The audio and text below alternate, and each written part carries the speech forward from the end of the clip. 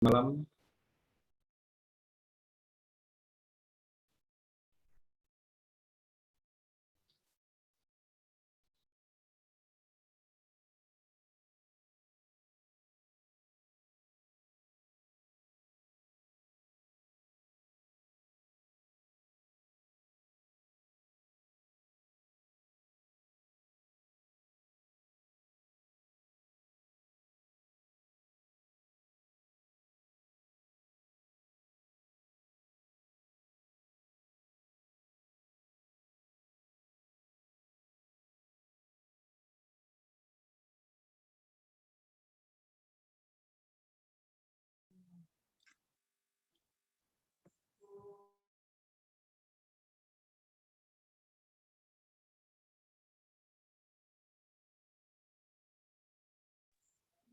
Monggo, silahkan teman-teman.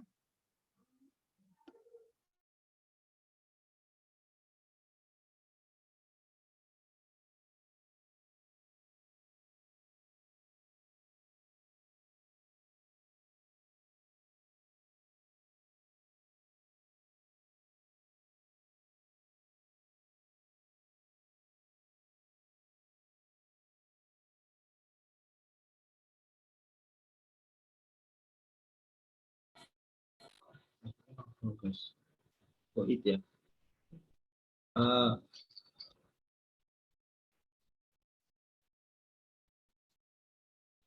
Selamat malam.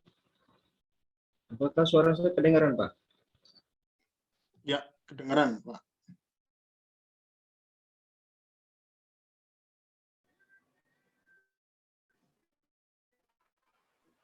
Ya, monggo, lanjut. Saya ininya keputus. Dengar ya, Pak? Apakah suara saya dengar, Pak? Dengar. Monggo, silakan. Oke, Jelas. oke. Assalamualaikum warahmatullahi wabarakatuh. Selamat malam, teman-teman. Kami dari kelompok 5 akan mempresentasikan materi kami, yaitu Job Desk dan Job Speak Hotel Grand Dinner. Izinkan kami untuk memperkenalkan teman-teman kelompok kami. Saya sendiri Michael, ada Mas Dharma, ada Dwi Nur Setiani, ada Mbak Eka, ada Mas Bram Firdanan Sarani, ada Tus Dwi Raharjo dan Prasetyo. Terus slide, Mas.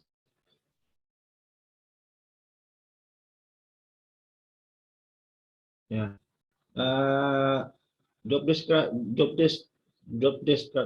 deskripsi kami tugas umum, yaitu diantaranya satu, menjaga pekarangan depan dalam lingkungan hotel dari sampah-sampah yang merusak kebersihan, tanaman liar, barang-barang yang mengganggu ketertiban, dan benda-benda yang dapat membahayakan. Benda-benda yang dapat membahayakan di sini diantaranya kayak seperti beling-beling pecah atau serpihan-serpihan paku dan lain-lain. Yang kedua, merawat serta menyiram atau memupuk, memberantas hama tanaman serta infrastruktur hotel, seperti pagar, saluran air, jalan, tiang bendera, dan lain-lain. Membereskan tanaman atau barang-barang yang tidak sesuai pada tempatnya, agar tidak berantakan atau menumpuk sampah di sembarangan tempat. Menjaga kebersihan, keindahan, dan kerindangan tanam kebun hotel. Mengusulkan kebutuhan alat pertamanan atau kebun hotel. Menyusul jenis-jenis tanaman, pupuk, dan membasmi hama yang diperlukan. Slide, Mas. Yang ketujuh, bertanggung jawab dan menyediakan bunga atau kembang untuk staff office, housekeeping untuk keperluan dekorasi. Yang kedelapan, memelihara dan memperbaiki peralatan kebun. Yang ke-9, membuang sampah kebun dan sampah lingkungan hotel ke tempat sampah. Misalnya dari hotel kita membuang ke tempat sampah yang telah disediakan. Terus yang ke-10, melaporkan kegiatan dan peralatan atau tanaman kebun yang menjadi tanggung jawabnya.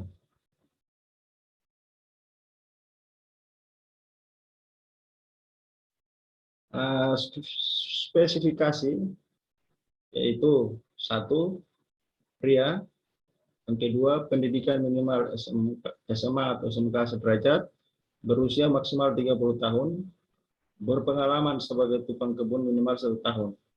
Yang kelima, paham tentang tanaman dan perawatannya. Yang keenam, bersedia bekerja sistem shift. Yang ketujuh, fresh graduate dipersilahkan. Terus yang kedelapan, bersedia ditempatkan di Jogja.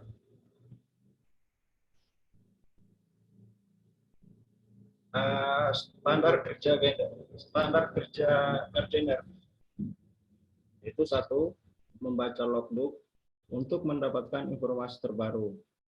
Terus yang kedua, menghadiri briefing setiap saat. Yang ketiga, menjaga standar dan kualitas kerja. Yang keempat, efisiensi menggunakan bahan-bahan. Yang kelima, menjaga ketersediaan bunga untuk dekorasi. Yang keenam, melaksanakan tugas-tugas tambahan dari atasan. Dan yang ketujuh, memiliki list atau daftar tools, alat dan perlengkapan gardener.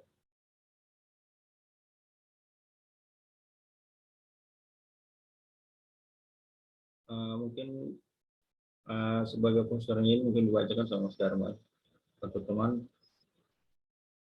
Silakan.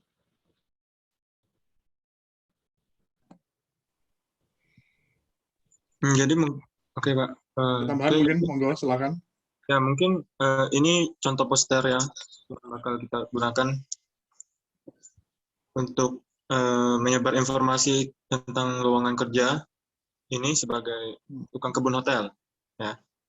Jadi kriterianya juga tertulis di sana.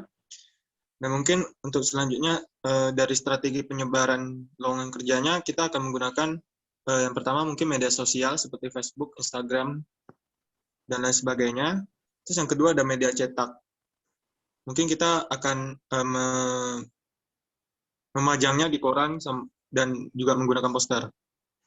Terus yang ketiga kita akan menggunakan jasa lowongan kerja. Terus supaya orang-orang dapat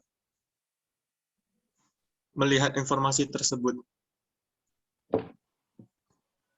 Ya, mungkin itu aja Pak dari kita mengenai. Oke, terima kasih Mas Dharma, Mas Michael. Oke, teman-teman bisa mungkin di scroll ke atas ya dari slide pertama mungkin teman-teman. Oke, baik. Ya, ini saya kira bagi teman-teman yang di kelas karyawan mungkin istilah atau mungkin kegiatan rekrutmen dan seleksi karyawan tentu bukan hal yang asing ya bagi teman-teman ya, yang setiap harinya atau mungkin juga pernah pasti melakukan lamaran kerja. Kalau kemarin Anda sebagai objeknya ya, sebagai objek untuk sebagai objek dari proses rekrutmen dan seleksi, tapi kalau besok teman-teman pengen merintis karir di bidang HRD, besok Anda akan jadi subjeknya, pelakunya, yakni orang yang melakukan rekrutmen dan seleksi. Ini yang paling tidak bisa memberikan gambaran bagi teman-teman, bagi yang mau melanjutkan karir ya ke depan ya setelah Anda lulus ya. Oke, jadi teman-teman seperti yang pernah saya sampaikan sebelumnya, memang saya boleh tahu mungkin teman-teman ini sebagian besar kerja ya. Saya pengen tahu Mas Dharma, Anda kerja di mana, Mas? Ya, jadi ini Pak Baker. Di mana?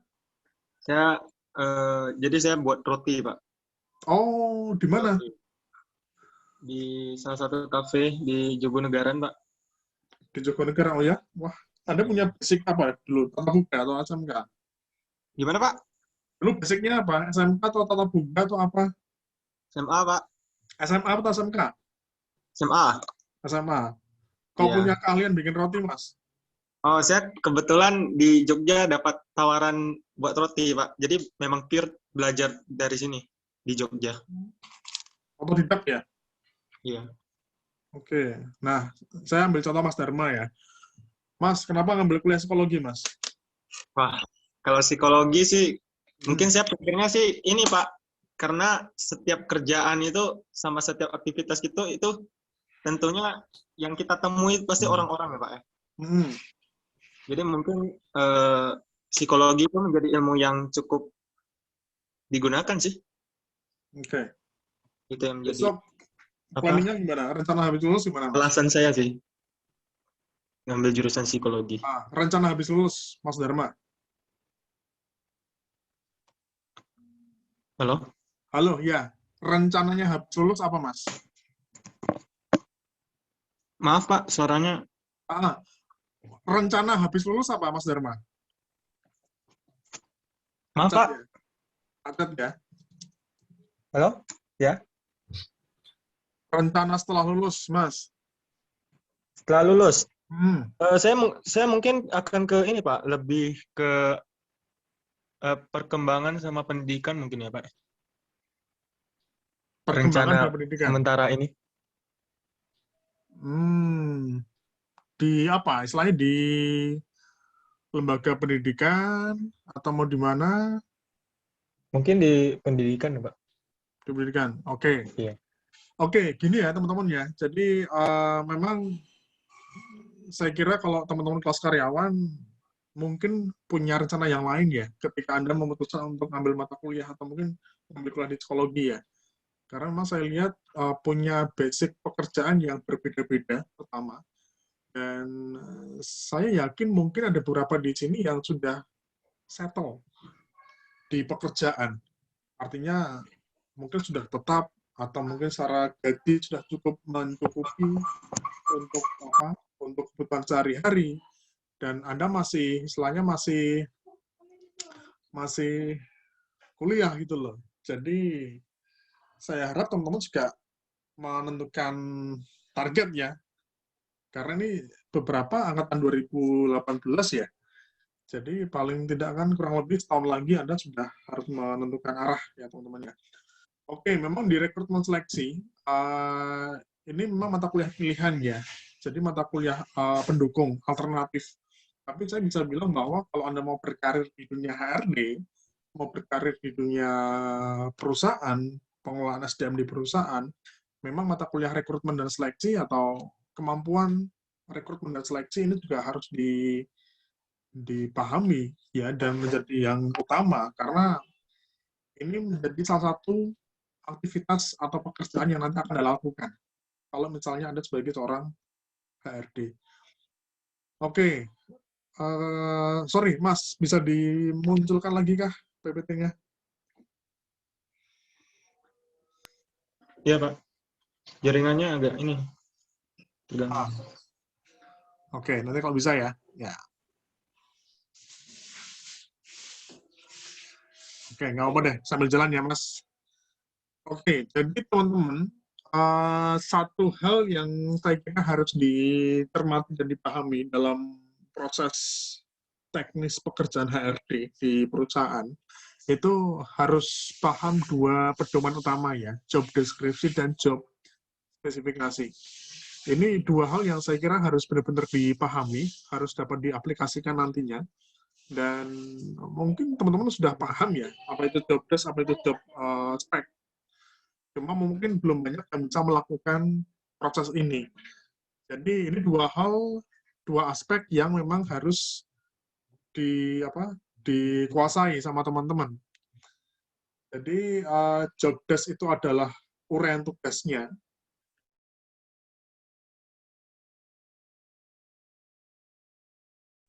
Maaf. Jadi job desk itu adalah uraian tugasnya, gambaran tugasnya, dan job spec itu adalah uraian atau mungkin persyaratan minimum si individunya untuk bisa menyelesaikan pekerjaan tersebut. Jadi jangan kebalik ya, tapi ini dua hal, satu rangkaian, dua hal yang berbeda tapi satu rangkaian ya, nyambung. Job desk itu uraian tugasnya dan job spec itu adalah persyaratan minimalnya. Dan masing-masing jabatan itu harusnya di setiap perusahaan itu ada job desk, ada job spec. Ya, jadi sifatnya spesifik ya. Satu jabatan ya satu job desk ya, satu job spec ya. Dan memang gini kondisinya teman-teman. Belum semua perusahaan itu punya job desk dan job spec yang sudah terstandarisasi. Ini nanti buat teman-teman, kalau misalnya ada yang dari PNS nggak ya, teman-teman ya? Di sini, atau swasta semuanya. Ada, Pak. Oh, Mas Bowo. Mas Bowo gimana kabarnya, Mas? Alhamdulillah baik, Pak. Sehat ya, Mas? Oke. Biasanya gini, teman-teman. Kalau mungkin di instansi atau mungkin di institusi, ya, PNS itu memang biasanya untuk job sama job spec memang sudah saklek, ya, sudah standar. Dan kalau di perusahaan, itu biasanya perusahaan yang sudah besar, teman-teman. Jadi memang ada dokumen itu bisa dituliskan atau mungkin diketik di suatu kertas, di map rapi, ya, itu harusnya ada. Setiap jabatan ada job desk dan ada job spec-nya. Nah, kalau misalnya di sebuah perusahaan, sudah ada job desk sama job spec yang sudah standar, teman-teman akan enak nanti untuk kerjanya. Karena ya udah dijadikan pedoman, Anda tinggal pakai. Karena yang namanya job deskripsi sama job spesifikasi itu bisa buat macam-macam ya. Ini pada ngambil PSDM nggak, teman-teman? Pengelolaan SDM di semester ini. Pak Mikael ambil PSDM nggak, Pak? PSDS atau PSDM selalu ngambil, Pak. PSDM ambil ya? Belum. Oh, belum? Ya. Oke, kalau PSDM, pengelolaan sumber daya manusia, ya itulah gambaran secara umumnya, pekerjaan-pekerjaan HRD di perusahaan. Dan rekrutmen dan seleksi itu masuk di antara tugas atau mungkin bagian dari pengelolaan SDM. Dan yang namanya job deskripsi sama job spesifikasi, itu seharusnya bisa menjadi pedoman untuk pengelolaan SDM di sebuah perusahaan. Nah, oke. Saya boleh tanya ya ke beberapa yang di sini. Boleh, Pak. Di sini ada Mas Braham. Halo, Mas Braham. Dengar suara saya, Mas Braham?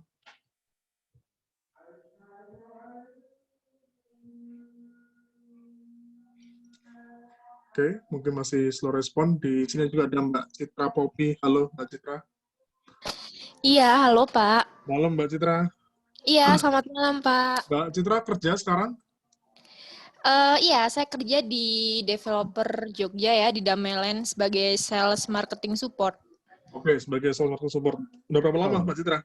Keren. Dari 2018, kurang lebih 3 tahunan lah ya Pak. 3 tahunan.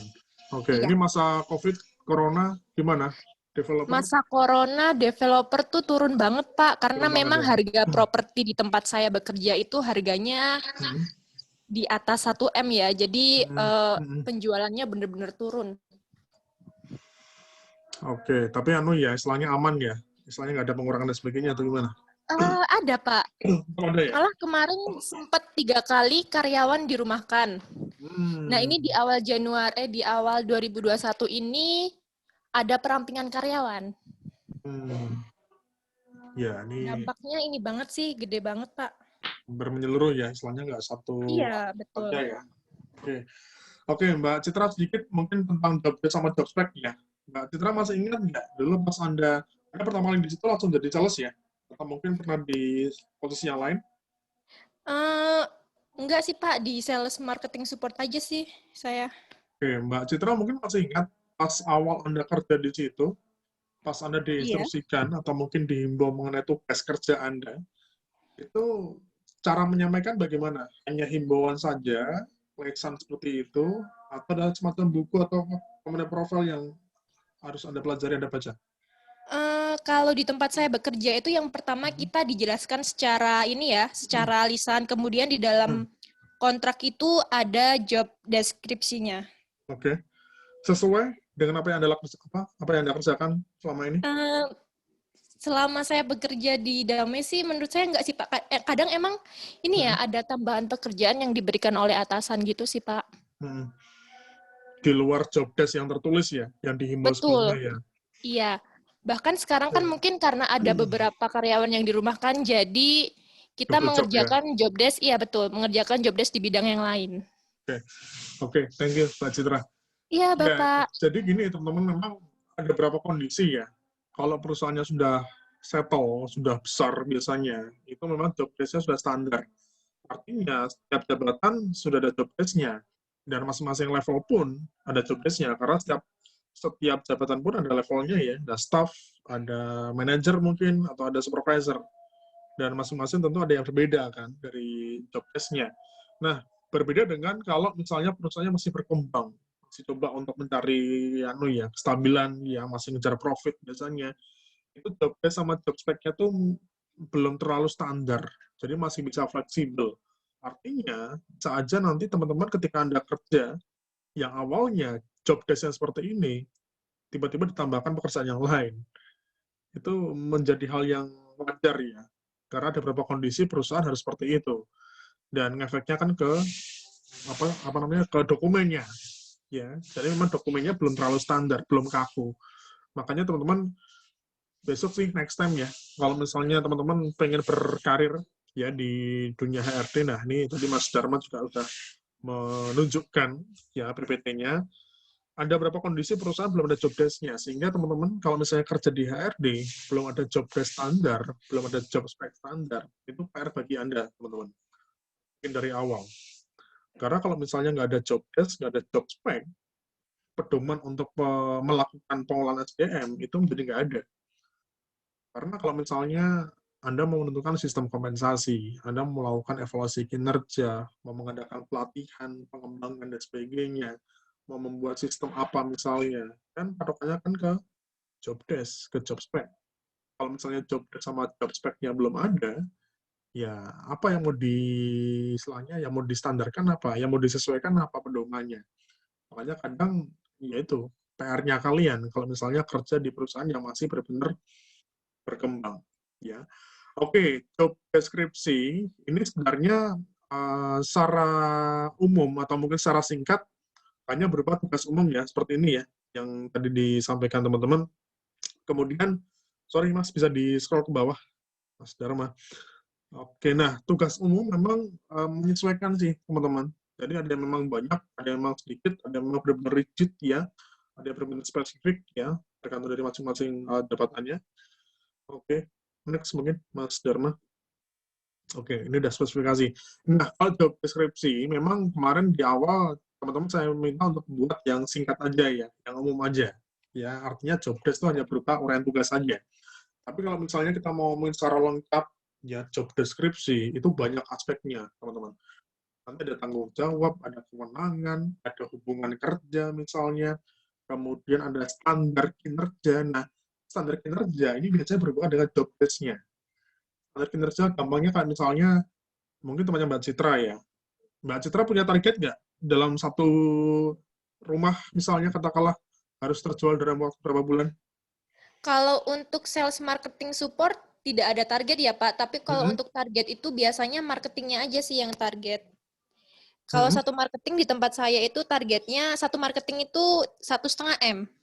1,5 M itu berarti gimana Pak? Per bulan atau Per bulan. per Jadi bulan? per bulan, iya. Jadi per bulan satu marketing itu diwajibkan untuk menjual satu rumah, satu unit rumah. Satu bulan satu rumah ya? Oke. Satu rumah. Oke, itu contoh standar kinerjanya ya, teman-teman ya. Jadi biasanya memang kalau di job desk yang sudah standar, sudah baku, itu masing-masing job desk-nya, itu punya standar kinerjanya. Jadi standar kinerja memang sekali lagi menyesuaikan dari profesi atau jabatan masing-masing. Ada yang standarnya berupa angka, berupa jumlah angka yang sudah baku, tapi juga ada standarnya berupa proses. Ya, jadi tergantung dari sifat pekerjaan itu sendiri. Oke, selain standar, terus ada hubungan kerja biasanya teman-teman, kalau di job desk ya. Hubungan kerja itu artinya selama Anda kerja di posisi Anda sekarang, itu dalam bekerja Anda berhubungan dengan bagian mana aja. Nah, itu biasanya ada alur kerja biasanya. Kemudian yang selanjutnya ada alat dan bahan. Jadi alat dan bahan itu mencakup alat-alat dan bahan-bahan yang Anda gunakan selama Anda kerja. Itu kalau secara lengkap. Ya, jadi memang oke. Sebelumnya saya pengen tahu nih dari teman-teman kelompok 5, ini kan teman-teman sudah menyusun job description ya tadi ya, uraian tugas ya. Oke, ini siapa aja boleh jawab ya, monggo ya, nanti ya. Ini teman-teman bisa menyusun job desk seperti ini, referensinya dari mana aja? Kalau boleh tahu, monggo, silakan. Kita ada baca dari internet sih, Pak. Selain internet? Terus diskusi aja. Tapi ini tetap kayak kita nyusun sepengetahuan kami aja, Pak. Jadi diskusi di grup setelah kami cari referensi di internet itu kami diskusi di grup. Apa aja kira-kira yang menjadi tugas pada umumnya tugas tukang kebun. Oke, Mas Dharma, di tempat kerja dengan soal bagian membuat roti udah punya job desk-nya belum, Mas? Kalau di tempat saya sih karena masih kecil sih, Pak ya. Belum sih, Pak. Belum ya? Ya. Oke, jadi misalnya teman-teman, kalau misalnya kita membuat job desk dari awal, memang sumbernya dari mana aja bisa ya. Jadi yang paling gampang tentu dari internet, ya, referensi dari internet. Selain mungkin dari internet, ya bisa observasi di tempat kerja yang lain, di posisi yang sama misalnya. Terus selain itu juga bisa menanyakan atau melakukan wawancara ke pekerja yang sekarang menjabat posisi itu. Itu juga bisa. Jadi kita seperti mengumpulkan data. Ini kita seperti menganalisa suatu jabatan ya. Mengumpulkan data job desk ya dari beberapa sumber, kita susun ya, kita sempurnakan. Nah, prosesnya nggak berhenti sampai di situ. Kita masih perlu melakukan verifikasi ke atasan Anda, ke manajer Anda. Nah, nanti baru disepakati poin-poin mana yang nanti akan ditentukan dalam job deskripsi. Sehingga pada akhirnya jadi dokumen job desk yang sudah standar. Prosesnya lumayan, teman-teman. Lumayan panjang. Itu baru satu jabatan ya. Besok kalau di tempat kerja Anda ada 30 jabatan, ya 30 jabatan. Lembur Anda nanti. Oke. Itu job desk ya. Selanjutnya ada job spec ya. Job spec ya. Spesifikasi jabatan. Nah, ini juga nggak kalah rumit, teman-teman. Nggak rumit sih mungkin. Tapi lebih ke tahapannya ya, prosesnya ya. Jadi job spec ini juga harus standar. Artinya ketika teman-teman menentukan jenis kelaminnya seperti ini, pendidikan seperti ini, usia seperti ini, kemudian kemampuannya seperti ini tentu sudah melalui beberapa pertimbangan, ya, beberapa diskusi, dan beberapa uji coba, sehingga pada akhirnya muncul standar spesifikasi seperti ini. Dan yang namanya job spesifikasi itu akan selalu terkait dengan job deskripsi. Jadi ketika membuat job spesifikasi harus standar dulu job desk-nya. Karena kalau misalnya kita belum buat job desk-nya, kita nggak akan bisa bikin job spec-nya. Oke, selain mungkin job desk-nya, dan juga atau mungkin yang menentukan job spesifikasi, itu juga biasanya budaya kerja, atau mungkin semacam nilai value sebuah perusahaan.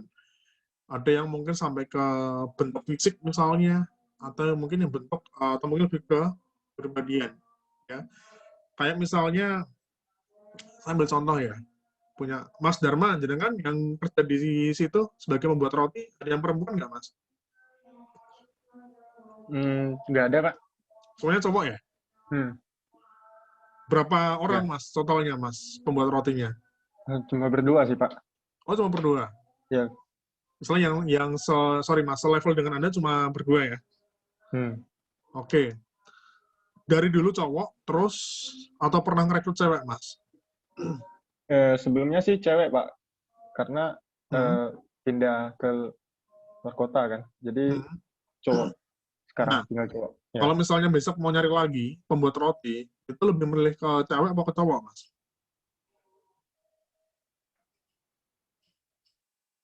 Nah, di tempat jenengan.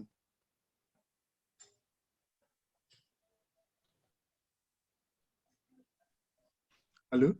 Sama aja sih, Pak ya. Saya bingung juga nih jawabnya, Pak. Enggak, makanya kalau misalnya besok, ya kan ini kan masih butuh Mas, masih butuh standarisasi kan. Iya. sama halnya ketika Anda mencari tadi, apa istilahnya tukang kebun tadi, Mas. Ya. Ya, Kenapa Pak. kok kelompoknya Mas Dharma kok menentukan harus pria? Kok nggak wanita? Kenapa, Mas? Oh, kalau dari tukang kebun ini ya, Pak ya? Eh, mungkin secara umum ya pria itu mungkin dari kerjaan yang membutuhkan fisik ya, Pak ya. Mungkin ya lebih condong ke pria. Lebih ke pria ya? Iya. Berarti kalau misalnya wanita nggak keterima ya? Diutamakan pria, Pak. Sudah memberikan. Nah, nggak apa-apa. Ini kan kemenangan kalian sebagai tim HRD loh ini. Makanya ini saya pura-puranya jadi tim audit ini. Jadi kalau misalnya teman-teman sudah menentukan pria, ya di sini kan kelompoknya kalian menentukan pria. Nah, menentukan pria atau wanita, ini kan butuh pertimbangan yang cukup panjang ya. Dan biasanya ada unsur semacam trial-nya.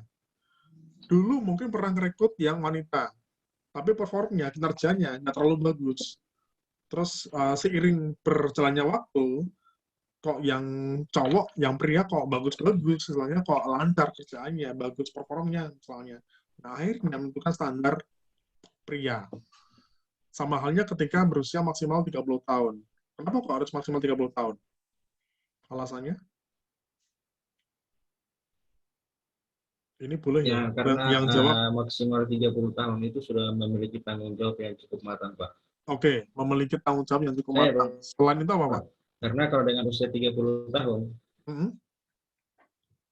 memiliki tanggung jawab, Pak. Oke. Dia memiliki tanggung jawab dengan pekerjaannya, Pak.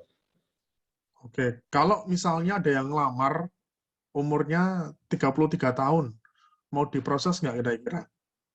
Ya ini kan ya sebenarnya 30 sampai 50 tahun kalau dia masih bisa bekerja ya fisiknya masih bisa memungkinkan untuk bekerja dan tanggung jawab pasti kita terima, Pak. Cuma ini kan maksimal, Pak. Maksimalnya 30 tahun. 30 tahun ya. Oke, jadi gini teman-teman, memang ada beberapa aspek dalam job spec itu bisa nggak nggak saklek ya, tidak kaku ya.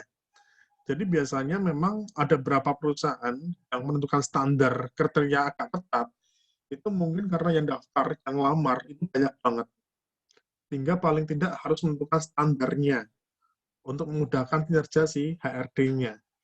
Cuma, kalau misalnya ada beberapa pekerjaan yang hanya dibutuhkan 1-2 orang, dan itu nggak terlalu urgent, itu mungkin standarnya nggak terlalu ketat. Ini lebih ke pengalaman saya ya, teman-teman ya. Jadi kenapa kalau banyak perusahaan-perusahaan besar, itu menentukan standarnya sangat ketat. Karena mungkin yang lamar banyak. Hingga kalau misalnya nggak menentukan standarnya, itu akan kesusahan bagi si HRD-nya. Kita ambil contoh lah misalnya Indofood, Astra misalnya, atau mungkin Buma, Pama misalnya, perusahaan gede, itu yang lamar kan pasti banyak. Bank-bank lah misalnya, BRI, BNI, BCA, dan sebagainya. Kenapa kalau perlu ada standar? Ya, yang lamar banyak. Nah, beda cerita kalau misalnya ini perusahaan-perusahaan yang masih kecil ya, masih menengah ya, masih menengah, terus mungkin posisinya agak jarang nih yang lamar. Istilahnya dari HR-nya pun syukur-syukur deh ada yang lamar. Wah, alhamdulillah nih ada yang lamar. Saya nggak ada yang lamar. Nah, itu kadang nggak saklek, nggak kaku. Tapi juga perlu dilihat dari aspek yang lain. Kira-kira bisa kebantu atau enggak? Misalnya, katakanlah, ambil contoh, ini kan teman-teman menentukan usia maksimal 30 tahun ya. Yang datang ada yang lamar 45 tahun misalnya. 45 tahun kan sangat jauh dari standarnya. Cuma, kita perlu melihat aspek yang lain. Dari sisi pengalaman, dari sisi pengetahuan mengenai tanaman, dan sebagainya, itu bagaimana. Dan ini tergantung dari kondisi, situasi, berapa banyak yang lamar ya, di tempatnya kalian. Kalau misalnya yang lamar ada yang di bawah 30, mungkin diprioritaskan di bawah 30. Tapi misalnya yang lamar hampir nggak ada yang di bawah 30, di atas 30 semuanya, ya bisa mungkin kita proses. Jadi nggak apa-apa, kalau misalnya mau menentukan standarnya, cuman nanti juga perlu melihat aplikasinya di lapangan. Oke, kemudian ini pendidikan minimal SMA atau SMK sederajat ya, Mas ya. Oke, kalau misalnya yang lamar tuh SMP gimana? Mau diproses nggak kira-kira?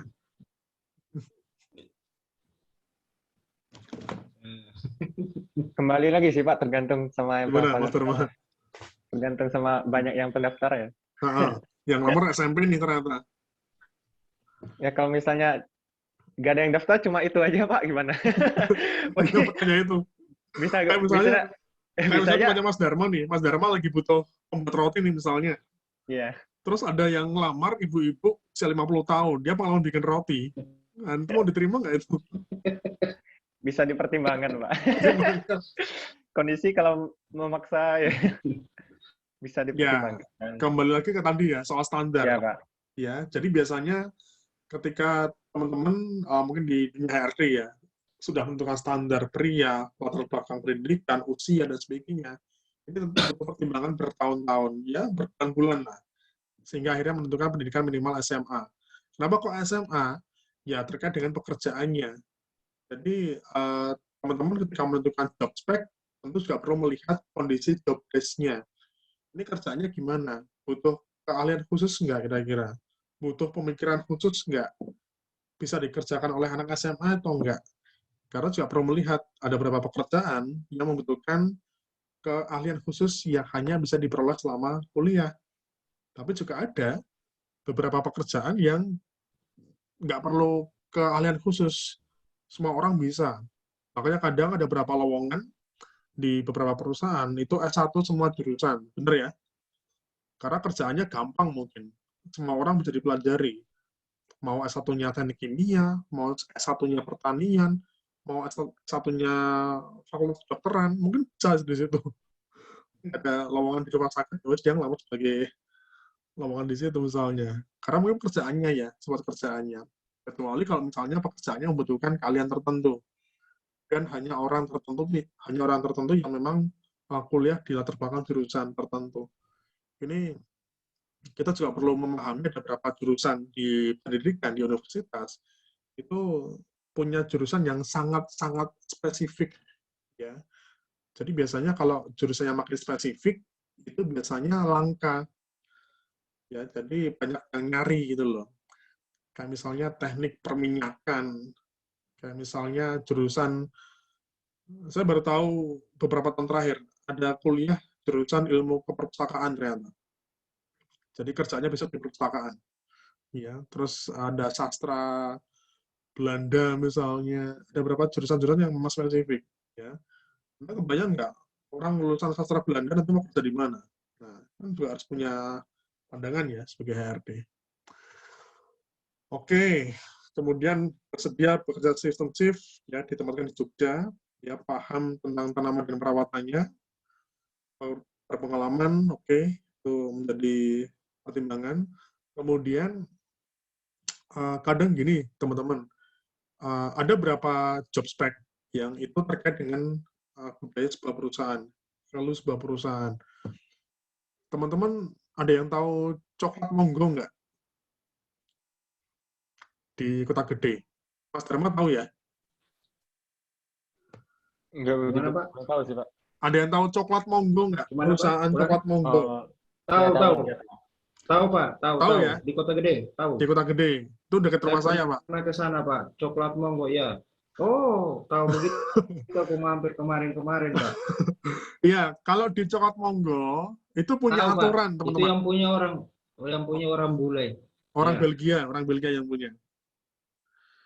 Yang punya orang Belgia, tapi Ya, udah hampir 20 tahun di Indonesia. Jadi bahasa Indonesianya sangat lancar sekali. Iya.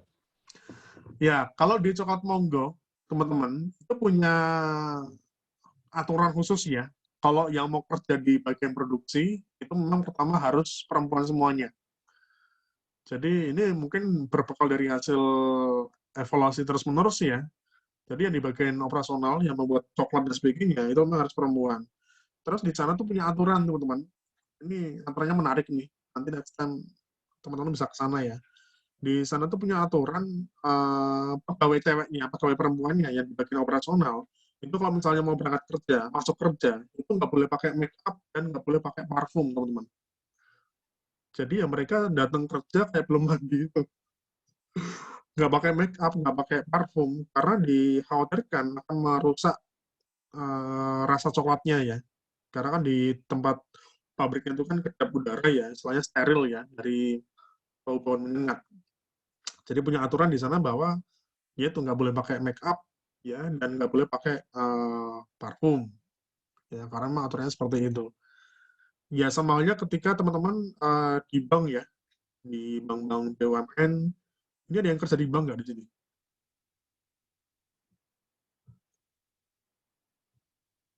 Nggak ada ya? Saya, Pak. Oh, di bank? Ada. Tapi saya di bagian lapangannya, Pak. Di bagian bagian lapangannya. eksekusi, Pak, saya. Oh, bagian eksekusi. Saya di bagian lapangan, di bagian collection-nya, Pak. Oh iya, siap. Oke, kalau di bank itu kan punya aturan bahwa yang pria yang di yang di front office atau yang di teller ya, itu kan nggak boleh pakai kumis dan brewok ya. Jadi nggak boleh memelihara brewok sama kumis karena itu Ya, akan betul. mencoreng image dari perusahaan. Jadi bagi cowok-cowok yang mau kerja di bank sebaiknya dicukur dulu jenggot dan brewoknya. Nah, itu kan juga bagian dari bagian dari budaya perusahaan. Oke, begitu teman-teman. Mungkin ada yang mau ditanyakan sebelumnya, teman-teman. Monggo, silakan. Bapak, saya mau nanya. Boleh, silakan. Ini sih Citra. jauh dari yang dibahas di kelompoknya ini ya Pak ya. Kan saya sempat beberapa interview di perusahaan ya kan, sebagai staf HRGA.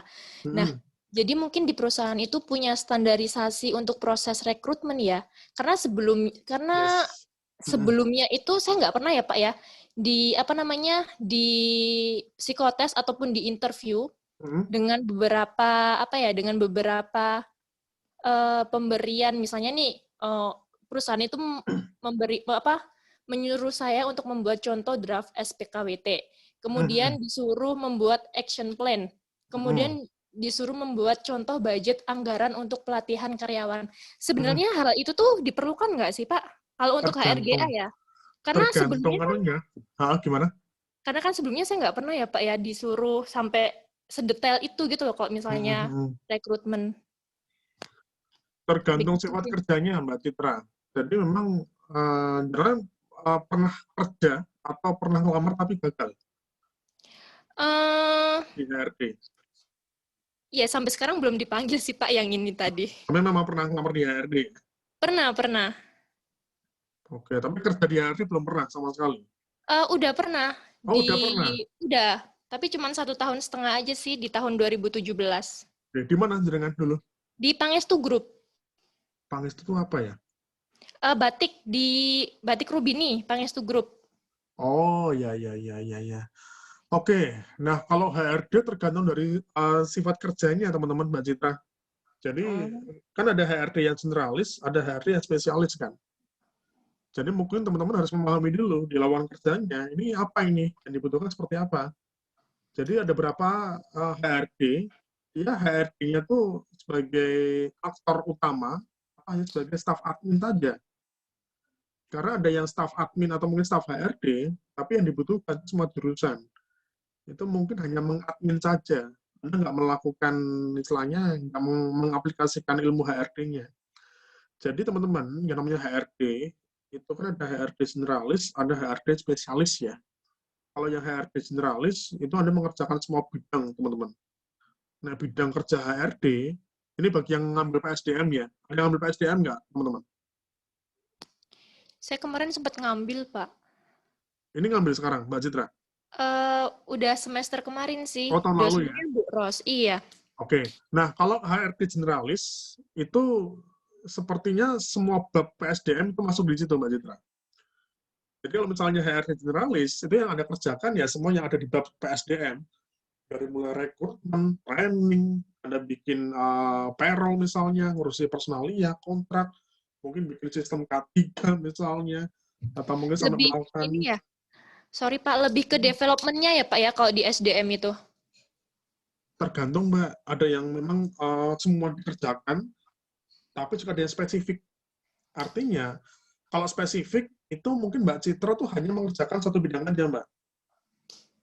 Misalnya untuk rekrutmen, HR rekrutmen gitu ya, Pak ya? Misalnya hanya fokus di rekrutmen seleksi. Tapi juga ada yang fokusnya di trainingnya aja, Mbak. Terus ada yang fokus hanya di pengembangan organisasi. Tugasnya lebih ke mengevaluasi sistem organisasi. Terus ada yang fokusnya hanya di personalia. Personalia itu ngurusi benar-benar admin ya, kontrak, lembur, gaji, ngurusi BPJS, ya ngurusi asuransi. Wah, tetek bengek soal kesejahteraan karyawan. Dia hanya fokus di situ saja. Jadi tergantung perusahaannya. Dan biasanya semakin besar perusahaannya, itu semakin spesifik HRD-nya.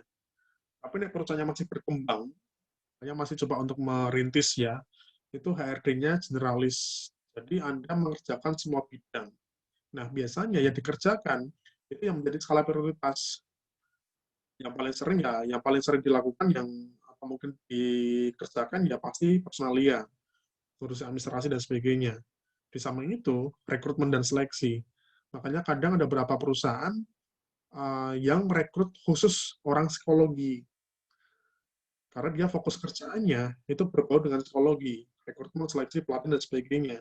Tapi HRD-nya hanya fokusnya di personalia, itu biasanya direkrut nggak hanya psikologi, bisa manajemen, bisa hukum. Nah, orang psikologi, kita, lulusan psikologi, kan nggak banyak belajar tentang personalia, kan? Kita nggak ada mata kuliah yang mempelajari tentang personalia, kontrak kerja, dan sebagainya, atau mungkin ngitung gaji, itu nggak detail dipelajari sih. Karena itu dipelajari di fakultas hukum. Kita sebagai orang psikologi, mau di PIO, fokusnya ya ketiga tadi, rekrutmen, seleksi, training, sama pengembangan organisasi. Besok mungkin ya, kalau misalnya di semester 7 ya, kita belajar tentang intervensi organisasi, insya Allah mungkin nanti kita ketemu, ya, itu akan membahas mengenai sistem pengelolaan SDM. Jadi tergantung kerjaannya Mbak Citra. Kalau misalnya Mbak Citra ngelamarnya HRD bagian training, ya mungkin disuruh bikin semacam TNA itu. Kalau misalnya ngelamarnya di bagian rekrutmen seleksi, mungkin siap-siap, Anda akan dites kemampuan alat tes. Jadi misalnya di rekrutmen seleksi, ini sebagai gambaran ya teman-teman ya, ada beberapa perusahaan besar yang setiap hari itu ngetes teman-teman. Jadi kita ambil contoh lah ya, minimarket modern ya, Alfamart, Indomaret, ya, semacam K24, ya, semacam warung steak atau mungkin spesial sambal yang tokonya selalu buka terus, ya, semakin ke pelosok semakin banyak biasanya. Nah, itu kan akhirnya kan kerjanya si rekrutmen jadi menyesuaikan pembukaan toko kan. Jadi mau nggak mau fungsi rekrutmen dan seleksi menjadi penting. Karena bisa dibayangkan bahwa misalnya di satu area Jawa Tengah ada 5.000 toko Alfamart misalnya, dan itu menjadi area si HRD di Jawa Tengah, bisa dibayangkan 5.000 tiap bulan pasti ada yang keluar, ada yang promosi, ada yang mungkin untuk nikah, untuk resign misalnya. Jadi kebutuhan tiap bulan selalu banyak. Makanya kan posisi rekrutmen seleksi menjadi penting. Ya kamu setiap hari ngetes, bisa aja seperti itu. Tergantung suatu kerjanya Mbak Citra. Iya, baik Pak. Terima Jadi misalnya, kasih. Ya. jenengan mungkin mau coba untuk berkarir di dunia HRD, ditentukan dulu. Anda punya passion-nya di mana? Ke rekrutmen seleksi, ke pelatihan, ke sistem, atau mungkin ke personalia, atau kemana. Itu, misalnya kita tahu apa yang menjadi minat kita di HRD, insya Allah akan mudah mendapatkan pekerjaan yang kita inginkan tadi. Yang lain monggo, teman-teman ada yang mau disampaikan terlebih dahulu? Oke, itu ya gambarannya ya teman-teman ya. Nanti tinggal dikumpulkan saja pas di UAS ya.